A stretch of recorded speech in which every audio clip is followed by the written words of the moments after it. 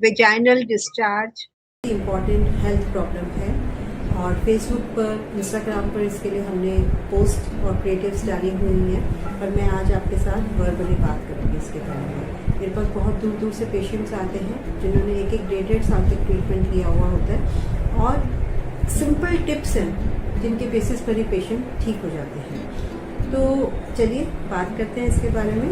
तो सबसे पहले मैं आपको एक बात चीज़ लड़कियों को और विमेन को, महिलाओं को बताना चाहूँगी कि most common problem specially in girls जो मुझे देखने को मिलती है कि वो डूशिंग बहुत करती है, ये सोचकर कि मुझे अपनी बॉडी को नीट एंड क्लीन रखना है। देखिए जो वेजाइना जो है वो भगवान ने ऐसे बनाया है, कोई इंटरनल ऑर्गन है एक तरीके से, जिसको नीट एंड क्लीन रखने की ज़रूरत नहीं है। जहाँ पर हम गंदगी क्रिएट करते हैं, जैसे हम हाथ हमारे गंदे होते हैं, खाना खाते हैं और मुंह में भी खाना खाते हैं, तो उसके रेमनेंट्स जो बच जाते हैं उसको हमको क्लीन करने के लिए कुल्ला वगैरह हम करते हैं। तो अनमैरिड गर्ल्स में तो ऐसी कोई प्रॉब्लम ही नहीं है कि उसको अननेसेसरली क्लीन करने की कोई प्रॉब्लम ही नहीं है। और मैरिड वीमेन के अंदर डूशिंग हम बताते हैं, पर बहुत सीवियर इन्फेक्शंस हों तो उनके अंदर तो आप किसी भी हालत में डॉक्टर के बिना प्रिस्क्रिप्शन के, बिना डिस्कस के, वैसे भी आधे से मैंने कोई नहीं देखा डॉक्टर्स जो douching as a part of treatment बताते हैं। मैं यूज़ करती हूँ किसी किसी कंडीशन के अंदर।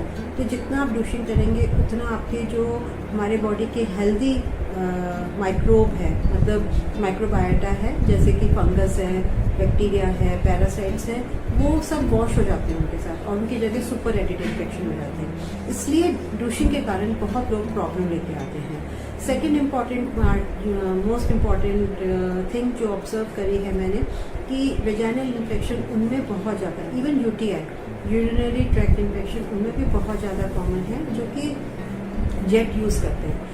नॉर्मली हमारे देश में हम अपना जो टॉयलेट जाने के बाद अपने एरिया को पानी के साथ क्लीन करते हैं, पर आजकल मैंने ऑब्जर्व किया है कि कई बच्चों को बहुत ही घिन आती है ये सब करने में, तो वो जेट यूज़ करते हैं। तो देखिए जेट जो है विमेन में तो बहुत हार्मफुल है, इट्स अ बिग नो, क्योंकि हमारा विमेन की जो यूरेथ्रा है और जो मतलब यूरेथ्रल ओपनिंग है वो बहुत यूरेथ्रा बहुत स्मॉल होती है और जेट के प्रेशर से जेट के पानी के प्रेशर से जो फीकल मैटर है, मतलब जो टॉयलेट के कुछ पार्टिकल्स वेजाइना में और यूरेथ्रा में डिपॉजिट हो जाते हैं और वो जब एक बार चले जाते हैं तो वो सुपर बहुत जल्दी मल्टीप्लाई करते हैं।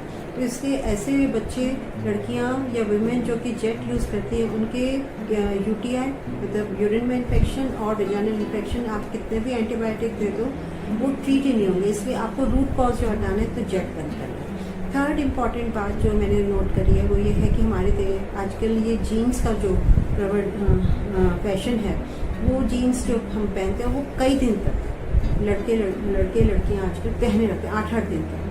तो जो हमारा देश बहुत गर्म प्रधान देश है, यहाँ बहुत गर्मी पड़ती है, तो उसके कारण से जो पसीना आता है, वैसे भी नॉर्मल रूटीन में भी शरीर से पसीना जो निकलता है वो सब कपड़ों में जाके एब्जॉर्ब हो जाता है और उसमें फिर बैक्टीरिया बनते हैं।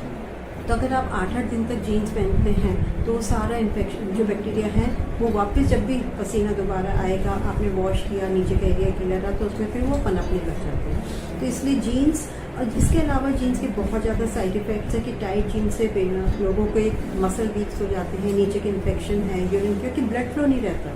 मेन प्रॉब्लम है ना, समझ रहे हैं ना कि आपका ब्लड फ्लो कम हो जाता है।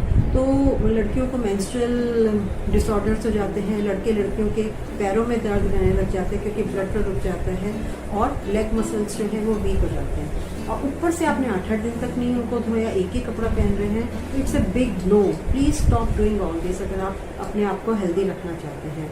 Then last but not the least जो मैंने प्रॉब्लम नोटिस करी कि बहुत सारे पेशेंट्स जो हैं वो इतनी एंटीबायोटिक खा के आए हुए होते हैं और उनको कोई भी, किसी भी डॉक्टर ने उनको एंटीबायोटिक के साथ बी कॉम्प्लेक्स नहीं लिखा होता है। तो देखिए जैसे मैंने बताया कि अगर आप डूशिंग करते हैं तो जो नॉर्मल हेल्दी बैक्टीरिया हैं उनकी डेथ हो जाती है। ऐसे एक सिंगल डोज ऑफ एंटीबायोटिक और पेन किलर से हमारे वेजाइना के और गट के मतलब हमारे इंटेस्टाइन के जो नॉर्मल हेल्दी बैक्टीरिया जो कि हमें जिंदा रखते हैं, हमारा सारे बॉडी का काम करते हैं, उनकी डेथ हो जाती है। तो जब भी आप डॉक्टर के पास जाएं किसी भी प्रॉब्लम के लिए और डॉक्टर आपको बोले कि उसने एंटीबायोटिक लिखा है, तो please request high dose multivitamin या बी कॉम्प्लेक्स जरूर लिखें। और last another important aspect is कि आप जब भी हम इसमें ट्रीटमेंट करते हैं वेजाइनल इन्फेक्शंस का, तो we both the partners has to take the treatment, मतलब दोनों पार्टनर्स को। I'm strongly against being sexually active before marriage.